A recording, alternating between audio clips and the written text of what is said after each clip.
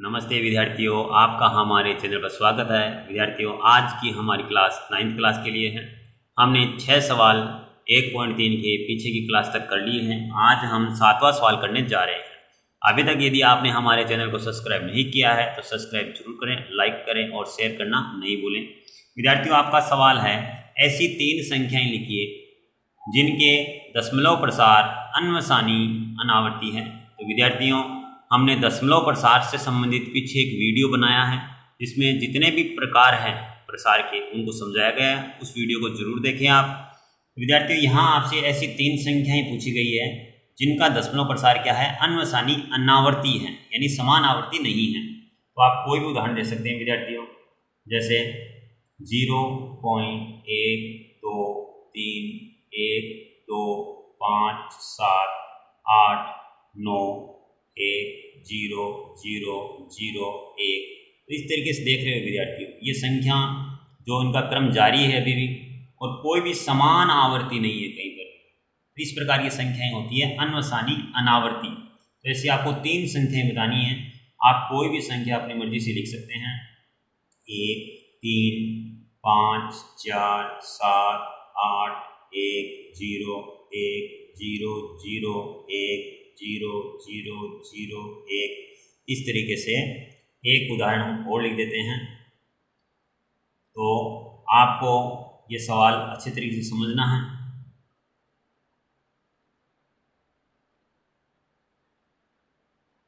विद्यार्थियों, अब हम चलते हैं अगले सवाल की तरफ।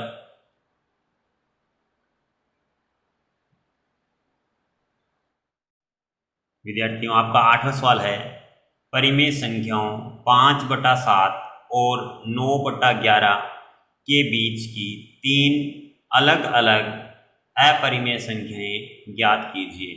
विद्यार्थियों, हमें जो अपरिमेय संख्याएं बतानी हैं वो इन दोनों संख्याओं के बीच की होनी चाहिए। तो विद्यार्थियों, ध्यान से देखना है। सबसे पहले हम क्या करेंगे, 5/7 है, उसका दशमलव निरूपण देखेंगे क्या होता है। तो हम क्या करते हैं, 5 में हम 7 का भाग दे लेते हैं विद्यार्थियों।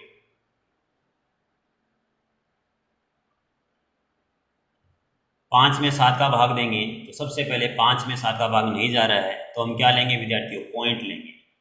तो पॉइंट के कारण क्या आ जाएगा, आपका एक 0 आ जाएगा यहाँ पर। ये पॉइंट हमने यहाँ ले लिया, तो ये आपका ये बन गया 50। इसमें भाग कितनी बार गया, आपका 7 बार गया विद्यार्थियों। ये आ गया आपके 49।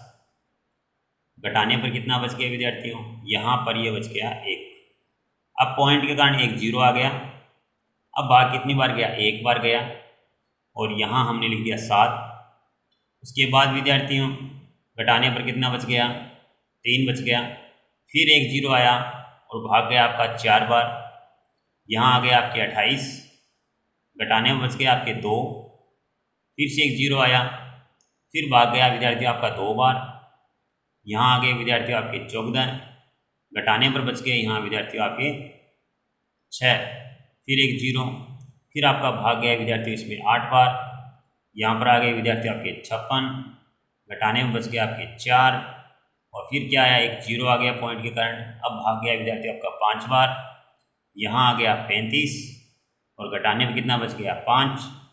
विद्यार्थियों, यहाँ शुरू में 5 था और वापस क्या आ गया है, 5 आ चुका है।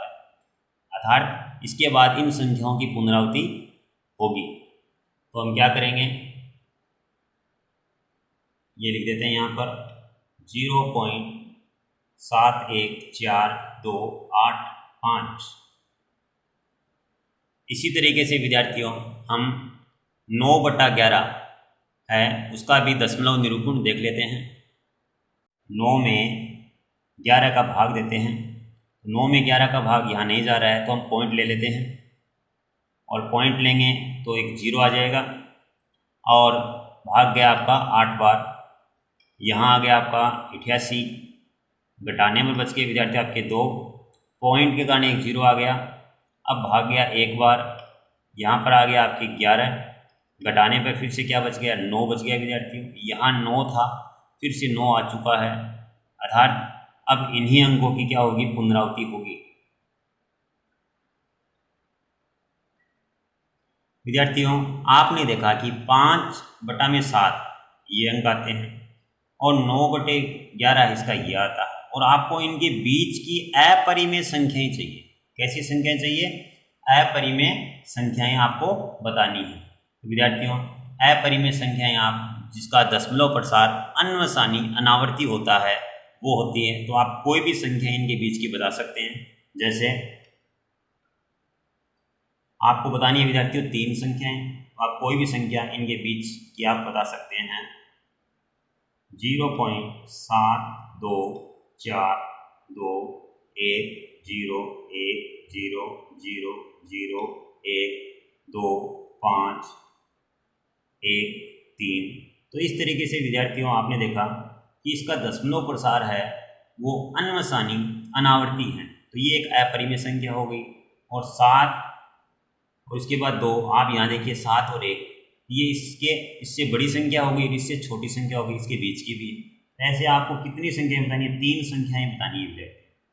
तो आप इसको आसानी से बता सकते हैं, लेकिन ध्यान रखना है संख्या उपरोक्त जो संख्याएं हैं उनके बीच की संख्याएं होनी चाहिए।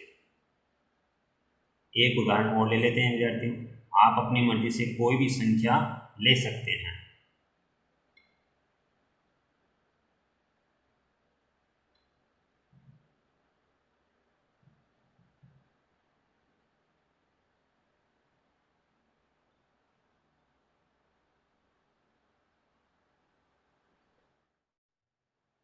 विद्यार्थियों आपका 9वां सवाल आपको दिखाई दे रहा है। इसमें लिखा है कि बताइए कि निम्नलिखित संख्याओं में से कौन कौन संख्याएं परिमेय और कौन कौन संख्याएं अपरिमेय संख्याएं हैं। तो विद्यार्थियों यहाँ पर आपको दिखाई दे रहा है, पहला सवाल है 9वें का कि वर्गमूल में 23 संख्या है वो परिमेय है या अपरिमेय। तो हम लिखते हैं वर्गमूल 23 अपरिमेय संख्या है।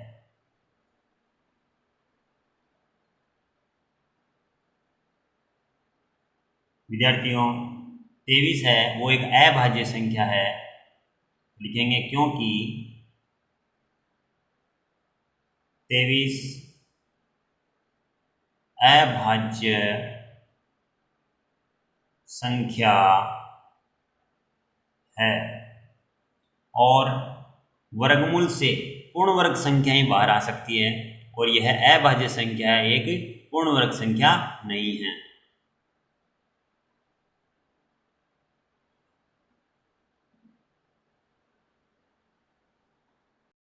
तथा पूर्ण वर्ग संख्याएं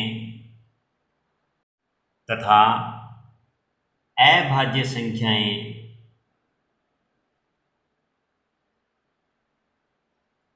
अभाज्य संख्याएं पूर्ण वर्ग संख्या नहीं होती। ठीक है विद्यार्थियों, पूर्ण वर्ग संख्या जैसे ये 4 होता तो ये 2 बनकर बाहर आ जाता, ये 9 होता तो ये 3 × 3 यानी 3 बाहर आ जाता, ये 16 होता तो यहाँ से 4 बाहर आ जाता, लेकिन 23 है वो पूर्ण वर्ग संख्या नहीं होती है। अब विद्यार्थियों दूसरे सवाल में चलते हैं। दूसरा सवाल है विद्यार्थियों आपका 225 है वर्गमूल में। तो यहाँ पर 225 आपको पता है ये 15 का वर्ग होता है, तो यहाँ से 15 बाहर आ जाएगा तो ये एक परिमेय संख्या बन जाएगी।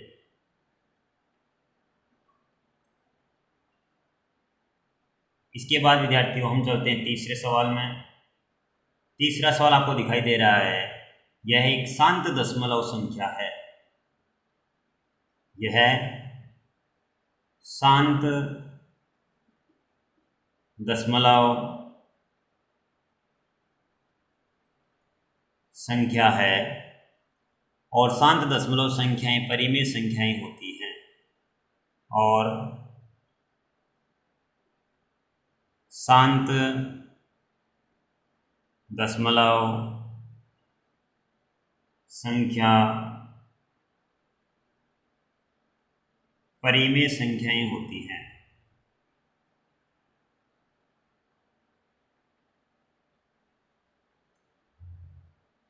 इसके बाद विद्यार्थियों हम चलते हैं चौथे सवाल की तरफ। चौथा सवाल आपको दिखाई दे रहा है विद्यार्थियों 7.478 आप देख रहे हो विद्यार्थियों, यहाँ 478 के बाद फिर से क्या आ रहा है, 478 आ रहा है विद्यार्थियों। और यहाँ से ये पता चल रहा है कि इसकी आवर्ती हो रही है 478 आपको नज़र आ रहा है, 478 फिर से क्या आ रहा है 478, तो यहाँ पर इसकी क्या हो रही है, आवर्ती हो रही है। और आवर्ती वाली संख्याएं कैसी होती हैं, परिमेय संख्याएं होती हैं। तो हम क्या लिखेंगे, परिमेय संख्या है, परिमेय संख्या है, क्योंकि दशमलव, प्रसार, अन्वसानी,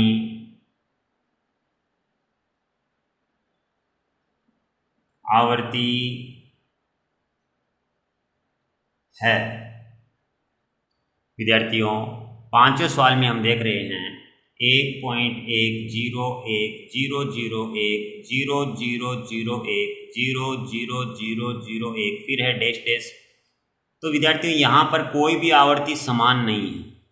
यहाँ 10 आया, उसके बाद 100 बन गया, उसके बाद 1000 बन गया, तो कोई भी समान आवर्ती नहीं है। जैसे इसमें 478 के बाद 478 समान आवर्ती थी, तो ये एक अपरिमेय संख्या हो गई, क्योंकि समान आवर्ती जिनकी नहीं होती है वो अपरिमेय संख्याएं होती हैं। तो यह है एक अपरिमेय संख्या है, क्योंकि कारण लिख देते हैं,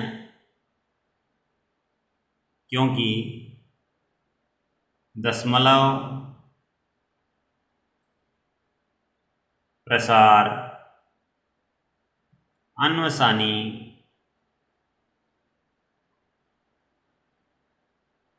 अनावर्ती है।